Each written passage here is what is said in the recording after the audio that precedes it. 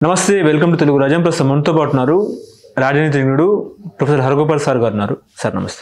నమస్కారం. నేపాల్లో జరుగుతున్న విధ్వంసాన్ని మీరు ఎట్లా చూస్తారు? అంటే ఇప్పుడు మనము వరుసగా శ్రీలంక చూసాం, బంగ్లాదేశ్ చూసాం, ఇప్పుడు నేపాల్కి వచ్చాం. మన చుట్టూ ఉన్న దేశాలు.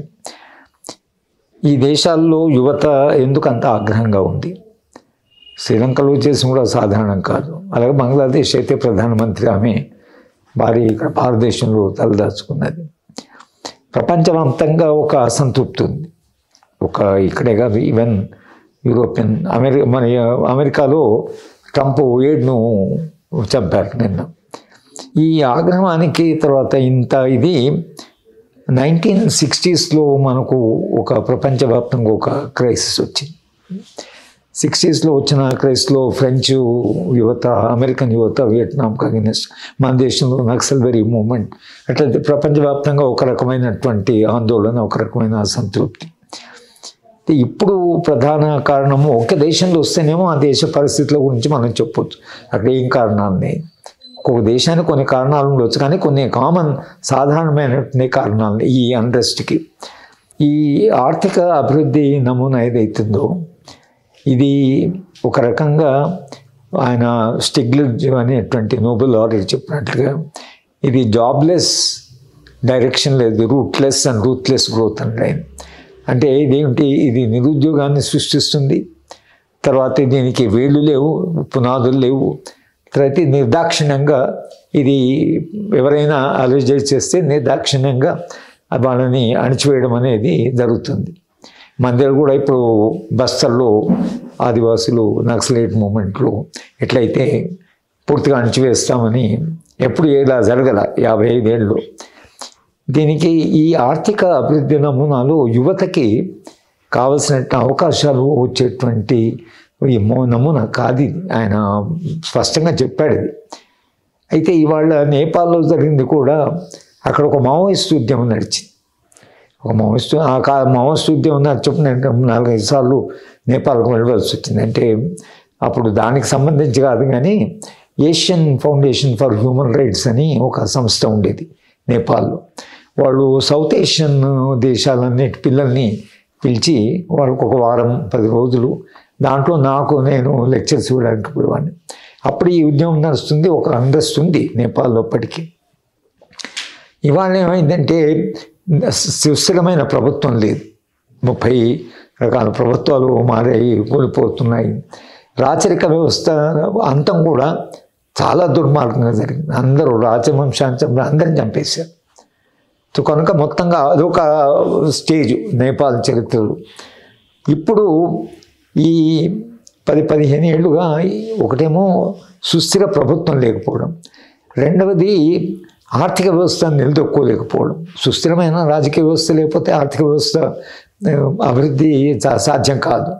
ఎవరైనా పెట్టుబడి పెట్టాలన్నా వాళ్ళు ప్రభుత్వం స్టేబుల్గా ఉందా, ఇది గట్టి ప్రభుత్వమైనా నిలబడుతుందా అని కూడా ఆలోచించి పెడతారు. కనుక నేపాల్ ఆ విధంగా పెట్టుబడిని కూడా పెద్దగా ఆకర్షించలేకపోయింది. కనుక ఈ మొత్తము కారణాల వల్ల ఏంటంటే క్రమక్రమంగా వాళ్ళలో డిస్కంటెంట్మెంట్ పెరిగింది. పెరిగితే ఆ డిస్కంటెంట్ ఒక రకంగా మీకు అసంతృప్తి పెరిగినప్పుడు భిన్న మార్గాల్లో అసంతృప్తి వ్యక్తీకరణ అవుతుంది. అయినప్పుడు ఏం చేస్తారంటే ప్రభుత్వాలు విపరీతమైన అణచివేతను ఉపయోగిస్తారు. దీనివల్ల మీకు సమస్యకు పరిష్కారం లేనప్పుడు రాజ్యం ఏం చేస్తుందంటే విపరీతమైన అధికారాన్ని ఉపయోగిస్తుంది. అట్లా నేపాల్ ప్రభుత్వము ఒక రకంగా గ్రాడ్యువల్గా ఆటోక్రాటిక్గా మారింది. ప్రజాస్వామ్య వ్యవస్థ నిజంగా ఏదైనా అన్యాయం జరిగినా, మాకేమైనా అవకాశాలున్నా వాళ్ళు అవి చెప్పుకోవడానికి అవకాశాలు ఉండాలి. ఎప్పుడైనా ఏ సమాజంలోనైనా నిరసనకు సరైనటువంటి మార్గాలు లేకపోతే ఆ నిరసన కూరుకుపోయి అది భగ్గుమంటుంది. ఇప్పుడు మీరు భీమాకోరుగా అప్పుడు మన దగ్గర హైకోర్టు, సుప్రీంకోర్టు న్యాయవాది చంద్రచూడ్, మీరు డిస్సెంట్ను అలో చేయకపోతే, నిరసనను అలో చేయకపోతే ప్రెషర్ కుక్కర్ లాగా పేలిపోతుంది అన్నాడు. ఇక్కడ జరిగిందా జరగలేదు కానీ అక్కడ ప్రెషర్ కుక్కర్ లాగానే అది పేలిపోయి వాళ్ళు నేపాల్లో అందరూ పిల్లలు లక్షలాది మంది వాళ్ళు బయటకు వచ్చేసారు. ఈ 3 దేశాల్లో కూడా ఇలాగే జరిగింది. ఒకటి అధికారుల మీద, నేపాల్ది కొంచెం హైయెస్ట్ లెవెల్లో జరిగింది. నేపాల్లో సుప్రీంకోర్టుని అంటుపెట్టారు, పార్లమెంటుని అంటుపెట్టారు, ముఖ్యమంత్రుల ఇళ్లను అంటుపెట్టారు, మంత్రుల ఇళ్లను అంటుపెట్టారు, మంత్రులను కొట్టారు. ఇవాళ ఏ సంస్థ లేదు. అంటే సుప్రీంకోర్టు న్యాయంగా చూస్తే ఒక అసంతృప్తి ఉన్నప్పుడు సుప్రీంకోర్టుకో లేకపోతే ఇంకొక కోర్టుకో ఎవరికో చెప్పుకోవడము జరుగుతుంది. మీరు సుప్రీంకోర్టు లాంటి సంస్థలు కూడా విశ్వసనీయత పోయి, ఏ సంస్థ కూడా పార్లమెంటుకు విశ్వసనీయత లేదు, సుప్రీంకోర్టుకు విశ్వసనీయత లేదు, ఎగ్జిక్యూటివ్కు విశ్వసనీయత లేదు. ఈ మొత్తము ఈ అసంతృప్తి అది ఒక రకంగా క్యుములేట్ అయింది, అది బాగా లోపల మసులుతున్నది. ఈ మసులుతున్న సందర్భంలో ఈ సోషల్ మీడియా, ఇప్పుడు మీలాంటి మీడియా ఇక్కడ వస్తున్నారు, మాట్లాడుతున్నారు, మనం ఏదైనా అసంతృప్తి ఉంటే సమాజంలో ఎందుకు అసంతృప్తి అని విశ్లేషిస్తున్నాము.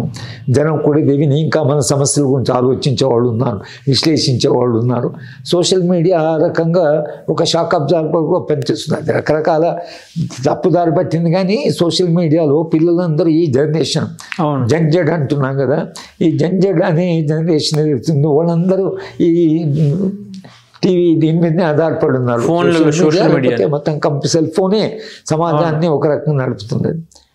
వీళ్ళు ఈ రిప్రెషన్లో భాగంగా, అణచివేతలో భాగంగా సోషల్ మీడియాని అన్ని 22 యూట్యూబ్స్ని బ్యాన్ చేశారు.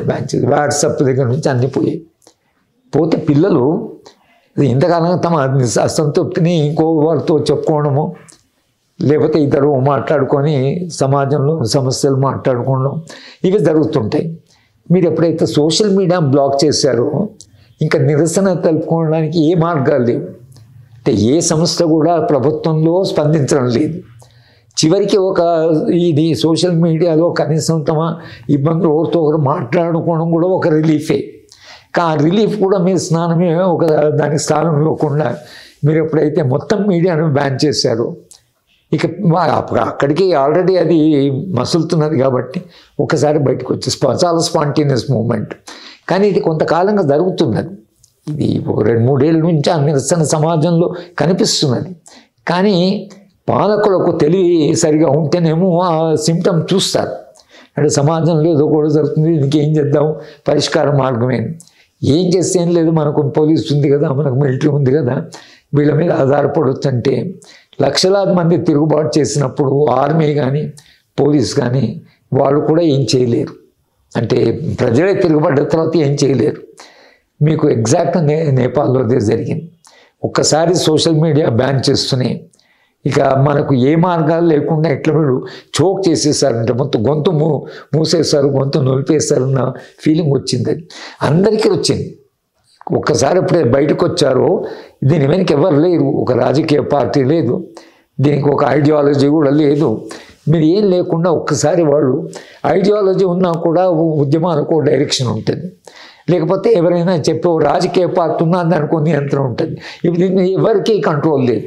కనుక యూత్ ఎప్పుడైతే ఎంత అన్రెస్ట్కు గురయ్యారో దాని పర్యవసానం ఏదైతుందో, నేపాల్లో వచ్చినటువంటి ఆగ్రహం ఏదైతుందో, వీధుల్లో మనం చూసిన ఆగ్రహం ఏదైతుందో, అన్ని దేశాలకు నేర్చుకోవాల్సింది ఏంటంటే మీరు సమాజంలో అసంతృప్తి వస్తున్నప్పుడు దాని యాంటనా అంట మనం అది అసంతృప్తిని గుర్తుపట్టే కొన్ని చూడాలి, కొన్ని చిహ్నాలు ఉంటాయి. అంత అసంతృప్తి ఒక్కసారి రాదు. కానీ అది చూసే పద్ధతి రాజకీయ పార్టీకి లేకపోవడం, ఇది ప్రజాప్రతినిధులు ఎవరు పట్టించుకోకపోవడం, పార్లమెంట్లో వాళ్ళ గురించి చర్చ జరగకపోవడం, తర్వాత మీడియాలో దాని గురించి మాట్లాడకపోవడం, ఇవన్నీ కలిసి ఇవాళ ఎక్కడి దారితీసాయంటే ఇక ఈ వ్యవస్థలో మనకు సమస్యలు పరిష్కారం లేదు. మొత్తం వ్యవస్థలో మన పరిష్కారం లేదు. కనుక పార్లమెంటు, జ్యుడిషియరీ, ఎగ్జిక్యూటివ్ అన్ని సమస్యలు, ఈవెన్ మీడియా కూడా అంటుపెట్టేశారు. అంటే మీడియాలో కూడా మన సమస్యలు చెప్పడం లేదని. ఇట్లా మీరు అన్ని రంగాలను మూసేస్తే అంతిమంగా జరిగేది ఇదే. కనుక నేపాల్ ఒక అనుభవంగానే మనం తీసుకోవాలి. నేపాల్లో జరిగినది ఎక్కడైనా జరగవచ్చు. కనుక అటువంటివి జరగకుండా ఏదన్నా గుణపాఠం నేర్చుకుంటే బాగుంటుంది. లేకపోతే ప్రతి దేశం ఇలాంటి భూకంపంలాగా దాన్ని అనుభవించవలసి వస్తుంది, దాన్ని ఎదుర్కోవాల్సి వస్తుంది. హలో, తెలుగు రాజ్యం ఛానల్ చూస్తున్నారా? సామాజిక, రాజకీయ, జీవన చిత్రణే తెలుగు రాజ్యం. అతిశయోక్తులు, అసత్యాలు ఉండవు. రాజకీయ కోణం కాదు, ప్రజాకోణమే కొలబద్ద. తెలుగు రాజ్యం వీక్షణ మీ ఉత్తమ అభిరుచికి నిదర్శనం.